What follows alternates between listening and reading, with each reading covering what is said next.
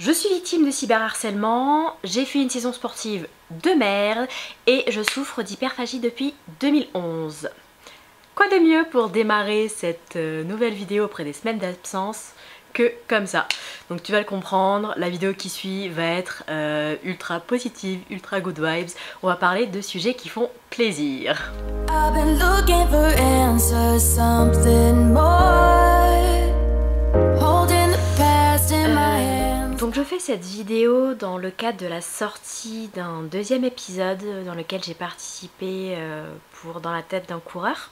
Le premier était en janvier 2023, donc là maintenant nous sommes en septembre 2023 et j'ai participé à un second épisode autour notamment de la grossophobie et du cyberharcèlement que je peux vivre en ce moment, et je me suis dit qu'il serait intéressant de faire une vidéo un petit peu explicative pour apporter plus de contexte à ce podcast, puisque mon passage est quand même relativement court et on est obligé d'aller droit au but, donc il manque des éléments et des éléments d'information.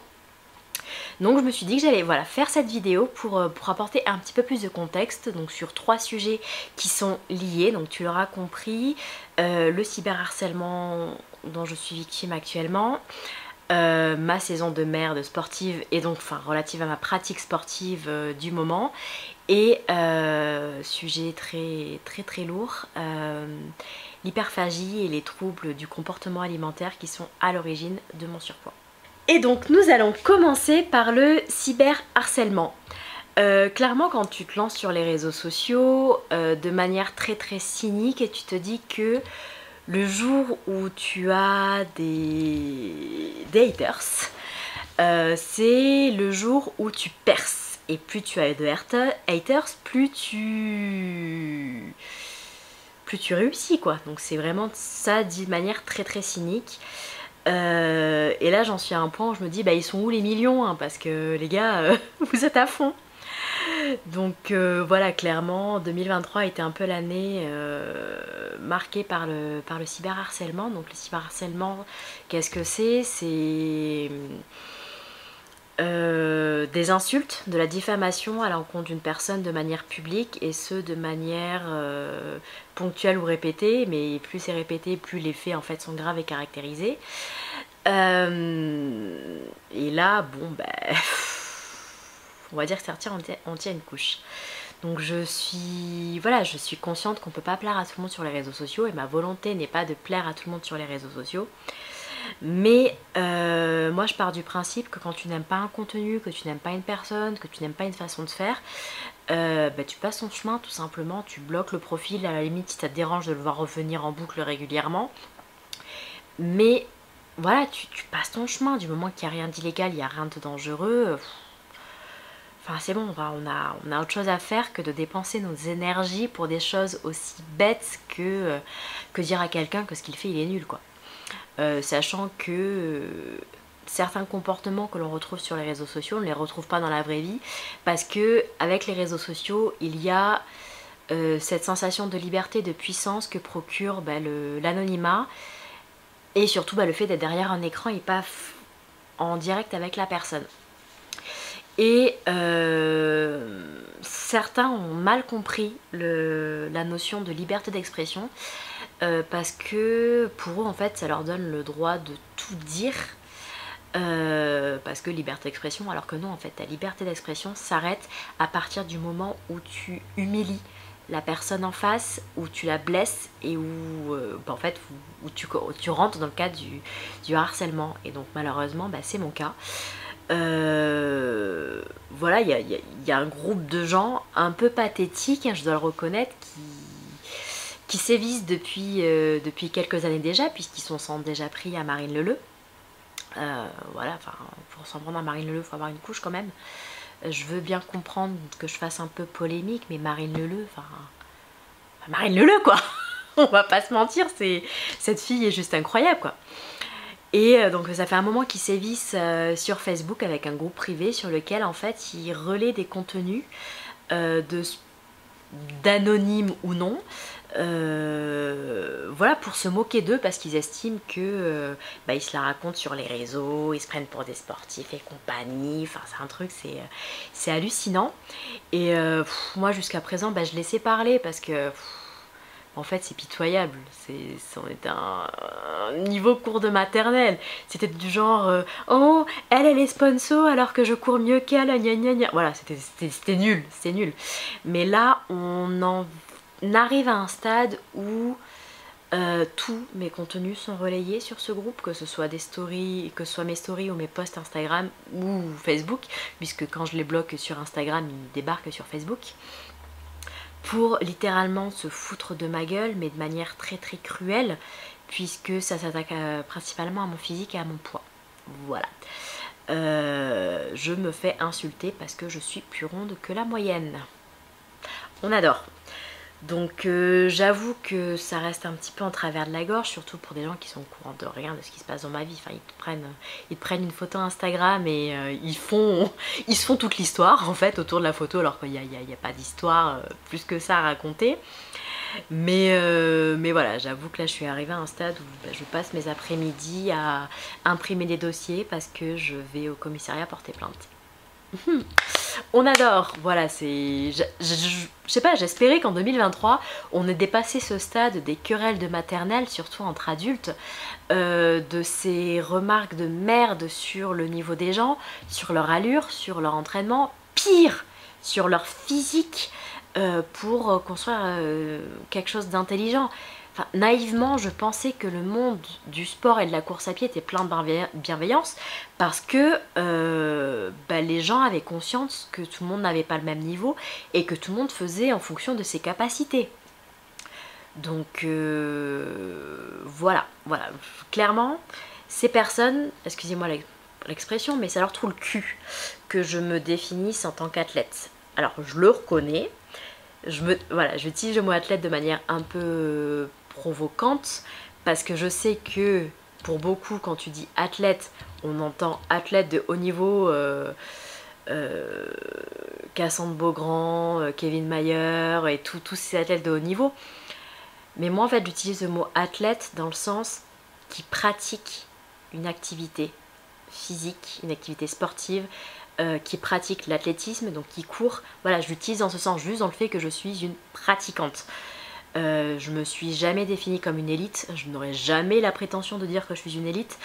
Les seuls podiums que je vise, c'est les podiums de fin de classement quand j'ai réussi à battre les barrières horaires. Donc voilà, clairement, ça leur trouve le cul que je me définisse du coup en tant que sportive, en tant que runneuse, que j'essaye de faire au mieux malgré mes difficultés actuelles, que j'ose courir en short, que j'ose me mettre en maillot de bain sur les réseaux, principalement parce que je le reconnais, j'en ai marre qu'on ait toujours cette même représentation de la sportive et j'en ai marre en fait qu'il y ait toujours les mêmes dictates autour des corps, du physique que doivent avoir les pratiquants d'un sport.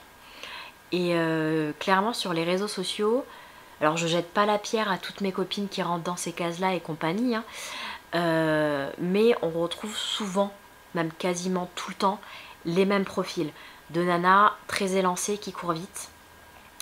Et au final, il y a assez peu de nanas plus lambda entre guillemets, un peu plus rondes, un peu plus en difficulté, un peu plus... Parce que beaucoup ont tout simplement honte et se cachent. Et moi voilà, j'ai commencé en faisant partie de ces filles, je rentrais plus ou moins dans le moule à l'époque, puis mon parcours de vie a fait que maintenant je ne rentre plus dans le moule. Mais enfin voilà, quand je me suis rendu compte de la violence, des remarques et des comportements qu'on peut subir juste parce qu'on a des kilos en trop, en fait ça m'a fait mal au cœur et c'est un petit peu devenu mon combat. De dénoncer tout ça et de dire non mais les gars en fait arrêtez de vous arrêter un physique parce que vous ne connaissez pas l'histoire de la personne. Voilà, donc je suis plus ou moins en train de dévier sur les deux thèmes qui suivent, mais voilà, ce cyberharcèlement est juste nul à chier parce qu'on en est à me traiter de tonneau, de baleine, à détourner toutes les phrases que je peux dire quand j'essaye de rajouter une petite touche d'humour en disant sur mon post par exemple de DNF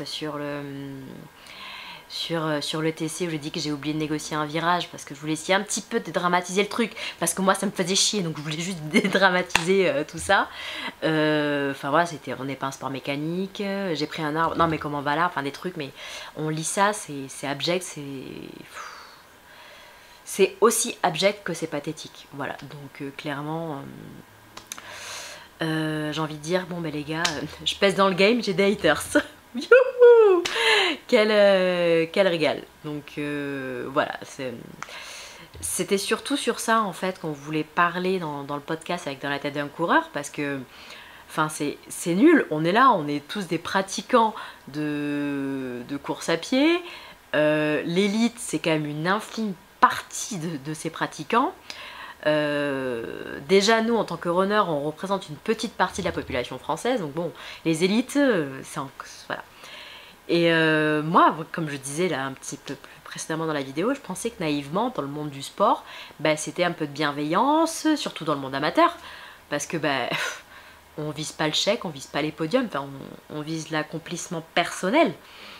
Donc en fait je comprends pas le bail de chercher à descendre les autres juste pour se sentir exister. Ça doit être moi qui suis un petit peu trop naïve, je sais pas, mais ouais, j'ai été atterrée d'apprendre l'existence de ce genre de groupe qui sont là juste pour descendre les gens qui partagent une passion sur les réseaux sociaux.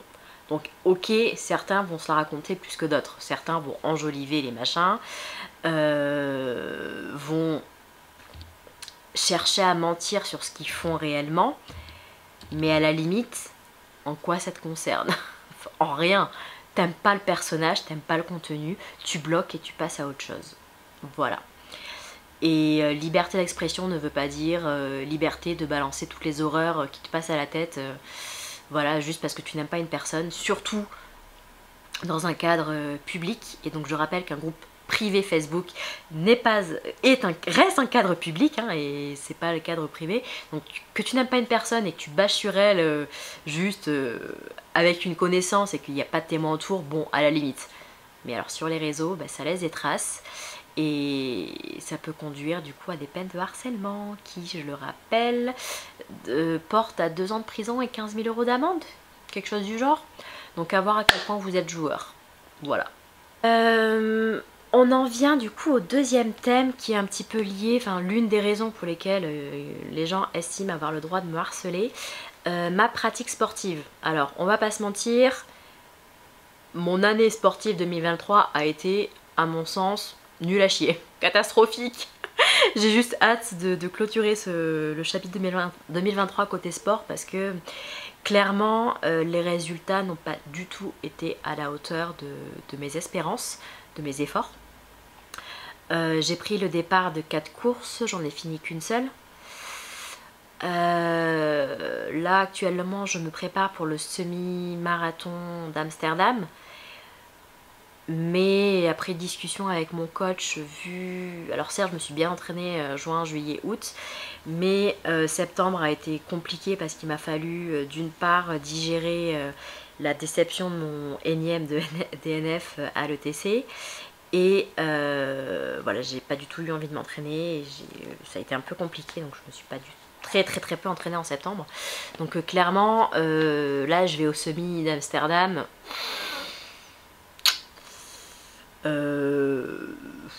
Pas sereine, on va faire au mieux avec les semaines qui me restent de prépa, mais ça va pas être terrible. Et bon bah, si je fais un DNF pour le coup, la raison ce sera pas une erreur de parcours, un truc de merde, ce sera que je me serais pas suffisamment entraînée. Voilà, comme ça les choses sont dites et on pourra pas dire que je mens, hein. Voilà, clairement j'ai été accusée de mentir sur mes entraînements, de mentir sur ce que je faisais. Ce qui me fait rire, c'est qu'on me dit que je mens, mais en même temps, je ne raconte pas ce que je fais. Mon Strava est bloqué depuis janvier, donc les gens ne voient pas mes entraînements. Parce que j'en ai eu marre de devoir rendre des comptes à des gens qui n'y connaissent rien, qui s'arrêtent à 3 stats Strava sans avoir le contexte. Donc clairement, ouais, j'ai bloqué mon Strava, donc les gens ne sont pas au courant de comment je m'entraîne et ça me va très bien.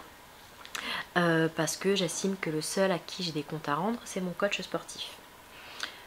Qui est tout à fait capable de m'en mettre deux derrière les oreilles quand je fais de la merde, comme il a fait là, il y a quelques jours par rapport au Semi d'Amsterdam. Ouais, donc pour en venir à 2023, ça a été une année clairement très très compliquée. Je me suis entraînée, clairement. J'ai eu des hauts, des bas, des moments de plus ou moins intenses activités sportives, mais je me suis toujours entraînée. Je suis toujours allée courir au moins une fois par semaine cette année. Clairement, les résultats n'ont pas été à la hauteur de ce que j'aurais aimé.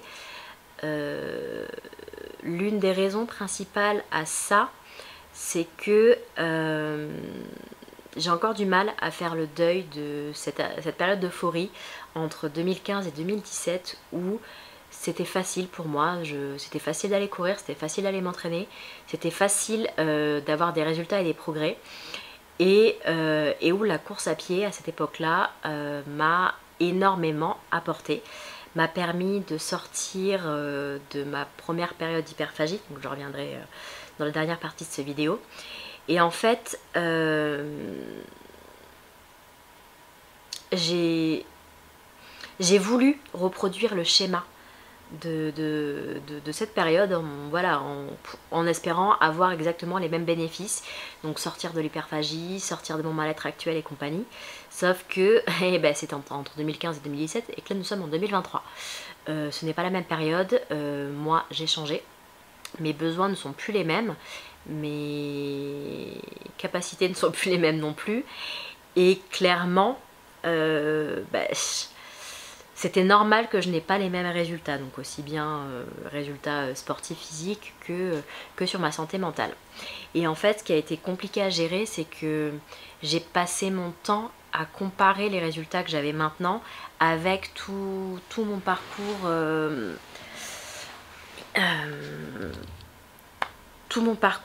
précédent sur je comprenais pas en fait pourquoi les choses ne se déroulaient pas de la même façon. Et il me faut encore un moment pour arriver à faire le deuil de cette période en me disant elle était cool, c'est de très très beaux souvenirs, mais voilà, c'est passé. Maintenant il faut se concentrer sur le présent et ton futur proche. Et en fait, à force de trop comparer ce que je faisais entre 2015 et 2017 et ce que je fais maintenant, c'est que je me suis mise une pression assez importante sur mes résultats. Voilà, je ne voulais pas échouer. Sauf que plus je me mettais de la pression, plus j'avais peur d'échouer et plus j'échouais. Tu rajoutes la petite composante cyberharcèlement qui est forcément là pour chacun de tes échecs, et en fait ça fait tout un schmilblick où je me mets toute seule énormément de pression, sachant que de base je suis déjà sujette aux crises d'angoisse et il y a une très très mauvaise gestion du stress. Donc tout ça mélangé fait que j'ai le sport qui était jusqu'à présent mon médicament est également devenu mon poison, parce que je n'avais pas les effets escomptés. Voilà, je ne les voyais pas arriver, j'avais beau faire, j'avais beau me forcer à faire, ça fonctionnait pas, clairement. Donc là j'ai hâte vraiment que 2023 se termine, il va me rester 1 ou 2 dossards, mais voilà, là je vais prendre le temps de prendre du recul et de travailler à voir les choses différemment, à bosser sur mon stress, à bosser sur ma prépa mentale, parce que là en fait je me rends compte que je m'auto-saborde pour rien, que ce soit à l'entraînement ou en compétition, parce que il y a il y a un certain nombre de séances que je n'arrive pas à faire, notamment en course à pied, parce que je m'auto-saborde toute seule, hein. Entre les sorties vélo que je n'ose pas faire parce que je suis seule, donc j'ai peur qu'il m'arrive un truc, donc je reste chez moi.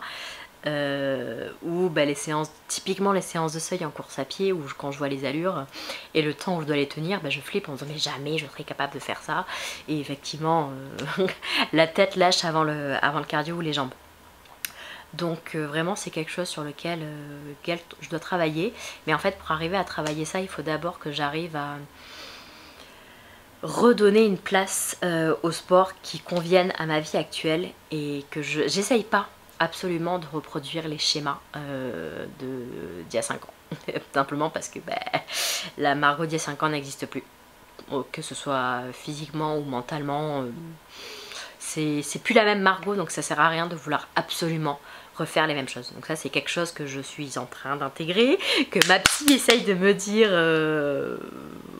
voilà, de me faire entendre, parce que clairement c'est pas évident, et t'es là, enfin voilà. Donc voilà, 2023 a été une année sportive de merde. Je croise les doigts, mine de rien, pour que le semi d'Amsterdam se passe bien, même si il y a toujours ce risque de la barrière horaire et du DNF, parce que mon entraînement de septembre a été insuffisant. Mais voilà, on va faire au mieux, comme on dit. Et puis après, on va se concentrer sur 2024 qui arrive, parce que j'ai quand même de beaux projets pour 2024. Mais clairement, je vais continuer à faire les choses différemment. Donc toujours en gardant mon Strava bloqué, parce que j'en ai marre de devoir rendre des comptes à des abrutis. En évitant d'annoncer mes dossards dans la mesure du possible, parce que je gère très très mal le stress. Voilà, enfin avant une course, quand on vient me voir pour me poser 15 000 questions, enfin c'est... En fait, je suis tellement stressée, tellement angoissée que je n'arrive pas à gérer ces questions-là.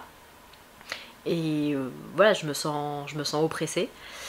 Et surtout, pendant une course, je peux très très très facilement m'effondrer et lâcher l'affaire.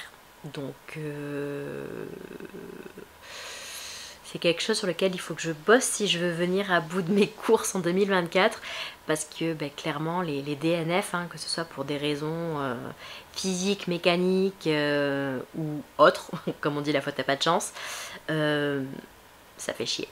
Ça fait vraiment vraiment vraiment chier. On va maintenant aborder la dernière partie de cette vidéo, à savoir l'hyperphagie. Donc on mette bien les choses au clair. Ce sera la seule et unique fois où je vais en parler de manière aussi détaillée. J'en parle aujourd'hui parce que j'ai besoin de lever le tabou sur cet aspect de ma vie. Parce que c'est un poids qui commence à être vraiment trop lourd à porter, et parce que encore et toujours ça apporte un peu de contexte à ces 2 épisodes de podcast que j'ai fait avec Dans la tête d'un coureur, et à un peu toutes mes difficultés actuelles autour de ma perte de poids. J'ai été diagnostiquée hyperphage fin d'année 2011. Donc c'était sur ma 2e rentrée en classe préparatoire. Mais bon, ça faisait un moment que ça le faisait. Donc clairement, comme je l'explique dans le premier épisode du coup Dans la tête d'un coureur, la classe préparatoire a été très très très compliquée pour moi, dans le sens où c'est la première fois où je me suis sentie aussi nulle, moins que rien, capable de rien. En fait, j'ai complètement perdu mes moyens et ma confiance en moi. Et c'est là que j'ai commencé à faire des crises d'angoisse à l'idée d'aller en cours, à l'idée d'aller faire mes DS sur table, à l'idée d'aller faire l'école, parce que j'avais peur d'échouer. Et en fait, je calmais les crises d'angoisse par de la bouffe. Je me remplissais littéralement l'estomac de tout ce que j'avais à portée de main dans mes placards, jusqu'à ce que même je commence à aller faire des courses spécifiques pour ces crises là, parce que quand tu es en crise d'hyperphagie, bizarrement, tu vois, c'est pas la petite salade de tomates et de melon qui va te donner envie, c'est plutôt des chips, des bonbons, des sodas, du gras, du sucre, de l'industriel, quoi. Tout le cliché Bref, Et en fait un jour je me suis fait très peur à la veille d'un devoir. D'un devoir sur table, c'était un petit peu avant les vacances de la Toussaint, donc de ma deuxième année, de ma deuxième rentrée, donc j'étais en Cagne. Et ouais, je me suis fait peur, j'arrivais pas à respirer, j'étais pas bien. Et en fait, j'ai déboulé chez le médecin que je voyais à l'époque. Et en fait, l'angoisse était tellement forte, tellement présente que quand ça a été mon tour d'entrer dans le cabinet, que le médecin m'a demandé ce qui m'a mené, j'ai ouvert la bouche et j'ai vomi. Voilà. Donc bon bah le médecin il a géré mes vomissements et compagnie. Il m'a demandé si j'étais malade et en fait c'est là où j'ai commencé à ouvrir les vannes et à raconter les difficultés que j'avais. Donc il n'a pas dit tout de suite que je faisais des crises d'hyperphagie, mais voilà, il m'a orienté vers un psy, il m'a orienté vers tout ce qu'il fallait. Et en fait sur les 6 semaines qui se sont écoulés entre du coup ce rendez-vous chez le médecin et mon départ de la classe prépa, en fait c'est là que le diagnostic est tombé avec les crises d'hyperphagie. Donc c'est là où j'ai commencé mes premiers rendez-vous chez la psy.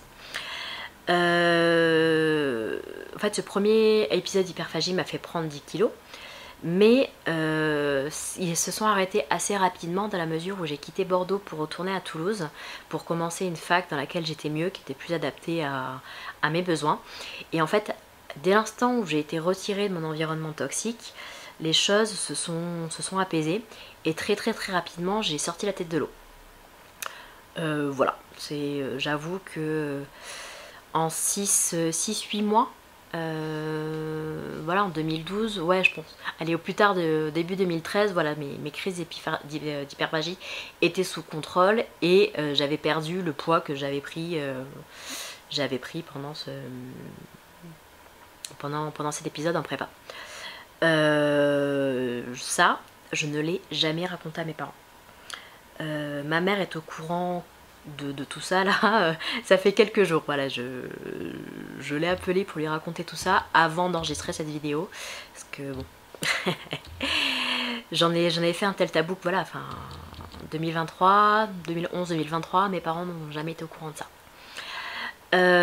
Donc ça c'était le premier épisode, j'ai eu voilà, et malheureusement la vie a fait que j'ai eu un deuxième épisode de moins bien. Ça a commencé du coup après 2017, donc en 2018 à mon départ de Paris, où je suis retournée vivre chez mes parents pour pouvoir lancer mon entreprise. Sauf que les choses ne sont pas déroulées comme je l'espérais, donc j'ai déjà commencé à avoir du mal avec la solitude. Enfin, j'étais chez mes parents, j'avais plus ma vie sociale parisienne, j'avais plus mes potes, j'avais perdu mes repères d'entraînement, donc voilà, c'était compliqué, mais bon, voilà, ça allait. 2019, en fait, j'ai replongé en 2019 à cause, je sais pas trop comment le dire, voilà, d'une relation amoureuse toxique. En 3 mois, voilà, je détruite. On va pas se mentir. Ma confiance en moi a été anéantie et donc j'ai pris les 10 premiers kilos en 1 mois. Compliqué à gérer tout ça, compliqué à gérer tout ça. Puis après il y a eu 2020 avec les confinements qui ont accentué mon sentiment de solitude. Voilà, donc ça a été très compliqué 2020-2021. 2022 aussi, voilà, donc c'est depuis on va dire 2019, donc ça fait 4 ans que je suis en galère avec ces crises d'hyperphagie, que c'est la merde, que c'est voilà, c'est clairement la raison de ma prise de poids. Donc ouais, c'est la merde. Donc depuis 2022 je suis suivie par un coach, depuis l'été 2022 par une psy et une diète de voilà aussi pareil aussi la diète depuis l'été 2022. En fait, et c'est à peu près à ce moment là que j'ai aussi décidé d'arrêter de parler de ma perte de poids, parce que dans mon cas c'est pas juste un simple calcul mathématique où il faut que j'ai suffisamment d'apports protéinés et qu'en même temps j'ai un déficit calorique. Donc voilà, c'était plus compliqué que ça parce que j'avais ces crises d'hyperphagie qui pouvaient ruiner mes efforts en un claquement de doigts. Donc du coup là pour expliquer un peu rapidement ce qu'est l'hyperphagie, parce que je me rends compte que ça fait 7 minutes que j'en parle mais que j'ai toujours pas expliqué ce que c'était. Donc en fait la crise d'hyperphagie c'est une crise de boulimie, donc clairement où tu vas manger, ton estomac te dit stop, je suis full, mais toi tu vas continuer à manger de la merde, voilà, hein, tout ce qui te tombe sous la main.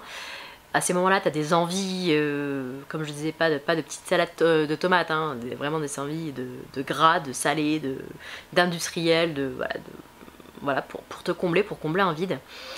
Et en fait, la différence entre l'hyperphagie et la boulimie, c'est que le boulimique va chercher à se faire vomir, va prendre des laxatifs, va s'affamer derrière ou va faire énormément de sport pour pouvoir évacuer le trop plein de calories ingérées, quand l'hyperphage en fait va tout garder en lui. Le pourquoi du comment, tu grossis quand tu es hyperphagique. Voilà. Hyperphagique, je sais même pas lequel des deux se dit vraiment. Donc moi clairement le défi de l'année en cours, aussi bien avec la diète qu'avec la psy, a été de calmer ces crises d'angoisse et ces crises d'hyperphagie. Donc de l'extérieur on pourrait croire que j'ai zéro résultat, parce que forcément les gens n'étant pas au courant de mes troubles alimentaires pensaient que je ne faisais aucun effort alimentaire, voilà, que faudrait que j'arrête de me plaindre et que je change de méthode pour pouvoir perdre du poids, mais on n'est jamais au courant de ce qui se passe dans la vie des gens. Et en fait, clairement, on a travaillé avec aussi bien avec la psy qu'avec la diète, pour d'une part améliorer mon alimentation, dans le sens où en fait plus je faisais des crises d'hyperphagie en fait, et plus je me restreignais au quotidien, parce que fallait compenser le surplus de calories, on va dire. Donc j'avais des journées où je tournais à 1200-1300 calories, ce qui est loin d'être suffisant. Et surtout déjà en temps normal, mais en plus quand tu fais du sport à côté, et ça voilà, et en fait ça faisait qu'entretenir le cercle vicieux. Donc j'avais du mal à m'entraîner, j'étais fatiguée, j'avais pas de résultats, j'étais frustrée parce que je mangeais pas suffisamment, j'avais tout le temps faim et je mangeais pas les choses dont j'avais besoin ou envie. Donc je craque à la moindre problème, je craquais, je partais en crise d'hyperphagie, donc je culpabilisais encore plus. Enfin, voilà, c'était vraiment un cercle vicieux. Donc le gros travail a été de casser ce cercle vicieux pour me permettre de reprendre le contrôle et d'être beaucoup moins frustrée au quotidien, et d'avoir une meilleure relation avec mon alimentation. Ça fait 1 an et clairement moi je vois les résultats, dans le sens où je n'ai pas eu de crise d'hyperphagie depuis les vacances de Pâques. Voilà. Et que j'ai perdu 6 kilos cet été. Voilà, donc big up à la prépa raclette, hein. Voilà, donc c'est clairement l'hyperphagie, c'est assez compliqué. Comme je le disais, j'en ai fait un tabou, puisque ma mère est au courant de ça que depuis quelques jours. C'était pour moi en fait un tabou, et j'ai pas voulu en parler parce que j'en avais honte. J'en avais honte parce que de nouveau je me sentais défaillante. Défaillante et pas opérationnelle, et j'en avais honte de ça. Là aujourd'hui j'en parle parce que je pense que c'est le bon moment pour en parler, pour mettre un petit peu de contexte à qui je suis. Mais clairement je pense que ce sera la seule unique fois où je vais en parler, parce que ça reste un sujet honteux et douloureux pour moi. C'est clairement pas évident, et Et voilà, j'en parlais parce que c'était le bon moment entre le harcèlement et compagnie. Peut-être que ça fera comprendre à certaines personnes que leurs paroles, leur comportement ont des conséquences sur la vie des gens. Clairement là, tout ce que je reçois en termes de commentaires de merde, si je l'avais reçu ne serait-ce qu'en début d'année, ça aurait pu vraiment me détruire. On va pas se le cacher, ça aurait pu me détruire parce que j'étais en train de tomber. Tout simplement, j'étais en train de tomber et j'avais pas de parachute, j'avais personne pour me rattraper. Il fallait que je me rattrape moi-même et ça, recevoir ça à tout... Enfin, ces commentaires de merde sur mon poids et mon physique, aujourd'hui me touchent, mais 6-9 mois en arrière m'aurait achevé. Donc voilà. C'est pas une vidéo des plus fun, je le reconnais, je le conçois, mais voilà, c'était des choses dont j'avais besoin de parler pour mettre les choses au clair, avant de retrouver un petit peu la good vibes habituelle. Tout ça pour dire que, à toi là qui regarde cette vidéo, la vie n'est jamais simple, c'est jamais une ligne droite qui t'amène vers le sommet, c'est toujours des hauts, des bas, des bonds en avant puis des chutes. Ça arrive, tu n'es jamais au courant de ce qui se passe dans la vie des gens, donc il faut savoir accepter en fait que les choses telles qu'elles sont et ne pas chercher à leur transposer en fait ta réalité, ta vision des choses, ta façon de faire. Voilà, c'est non, prends les choses telles qu'elles viennent et accepte qu'elles puissent être différentes de ce que tu penses qu'elles devraient être, parce que tout le monde n'a pas la même façon de faire, tout le monde n'a pas le même vécu, tout le monde n'a pas la même éducation, le même passé, et donc faut accepter en fait que les choses soient telles qu'elles sont. J'espère que cette vidéo t'a plu. Si c'est le cas, n'hésite pas à laisser un petit pouce bleu et un petit commentaire sous cette vidéo. Et je te dis à bientôt pour une prochaine vidéo.